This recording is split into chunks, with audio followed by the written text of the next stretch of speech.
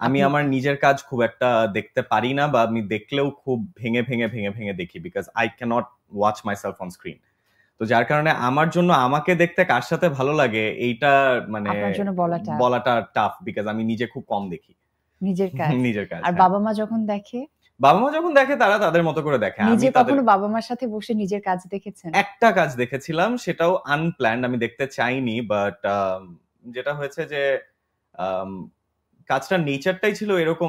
আমি আসলে মাকে ছেড়ে দিচ্ছিলাম, চরকিতে একটা কাজ এসেছিল, ফরগেট মি নট। তো ওইটা যখন রিলিজ হয়, তো মাকে আমি টিভিতে ছেড়ে দেওয়ার পরে আমি ভাবছিলাম যে আচ্ছা, ফার্স্ট সিনটা আমার খুব পছন্দের একটা সিন আছে, ইটস ভেরি ইন্টারেস্টিং সিন, আচ্ছা একটু দেখি। ওই একটা সিন দেখতে গিয়ে আমি পুরোটা দেখে ফেলেছিলাম আর কি। দ্যাটস আমার ক্যারিয়ারের একমাত্র কাজ যেটা আমি পুরোটা দেখেছি, এবং ওটা মার সাথে দেখেছি। সো আচ্ছা, মার সাথে দেখার এই এক্সপেরিয়েন্সটা কিরকম? মার সাথে দেখার এক্সপিরিয়েন্সটা খুব একটা ভালো ছিল না, কারণ মা আমাকে ট্র্যাজিক গল্পে নিতে পারে না।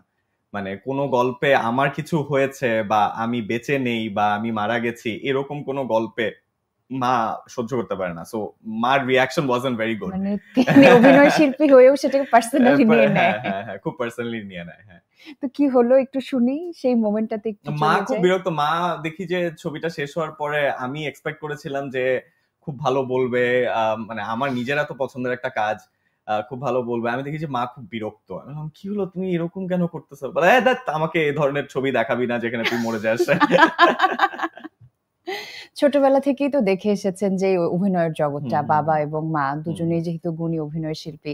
তো ছোটবেলায় এরকম সেটের কোনো গল্প মনে আছে? আপনি কি যেতেন সাথে হ্যাঁ, শুটিং আমি এ? প্রচুর যেতাম। হুম। আমি সবসময় বলি যে আমি এখন শুটিং এ, আম, আমাদের তো দুপুরবেলার যে খাবারটা আসে হুম। সেটা মানে এফডিসি থেকে কোনো কোনো সময় যায়, কোনো সময় উত্তরার হুম। বাবুর্চিদের থেকে আসে। তো এখন আমি এটা প্রায়ই বলি যে আমি যখন দুপুরবেলা সেটে খেতে বসি, তখন আমার বারবার ছোটবেলার কথা মনে হয় যে আমি বাবার সেটে যেতামই হচ্ছে ওই দুপুরবেলার খাবারটা খাওয়ার জন্য। কারণ তখন নাটকের ব্যাপার, খাবার। নাটকের খাবার, আমাদের সেটের খাবার, ওই খাবারটা ছোটবেলায় এত মজা লাগতো।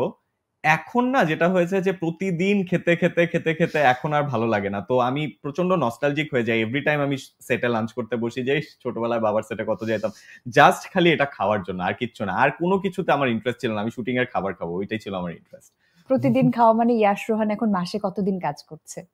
এটা বলা ডিফিকাল্ট। এটা আমি খুব কম কাজ করি, আমি আসলে 3-4 দিনের বেশি টানা কাজ করতে পারি না। Sorry to say, but that's true.